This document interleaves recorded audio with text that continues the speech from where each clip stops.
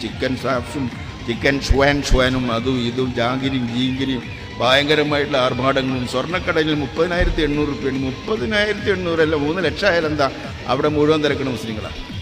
എല്ലാ സ്വർണ്ണക്കടകളിലും ഇപ്പോൾ മുസ്ലിങ്ങൾ തിരക്കുക, എല്ലാ ടെക്സ്റ്റൈൽ ഷോപ്പുകളിലും മുസ്ലിങ്ങൾ തിരക്കുക, എല്ലാ കല്യാണങ്ങളും മഹാകല്യാണങ്ങളാണ്. എല്ലായിടത്തും അർമതിക്കാണ്, തിന്ന് മതിക്കാണ്. അള്ളാഹ് എന്ന് പറഞ്ഞ സാധനങ്ങളെ കൽബിന്ന് പോയിട്ട് ഒരുപാട് കാലമായി.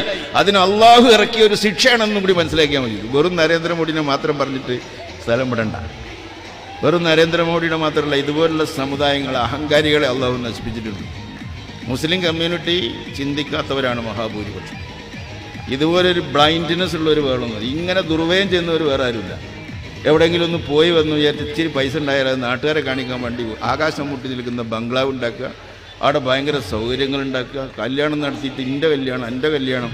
ഞങ്ങളൊക്കെ MLA മാരായതുകൊണ്ടെന്ന് ഞങ്ങൾക്ക് അറിയാം. കാരണം ഈ കല്യാണത്തിന് നിർബന്ധമായിട്ട് ഞങ്ങൾ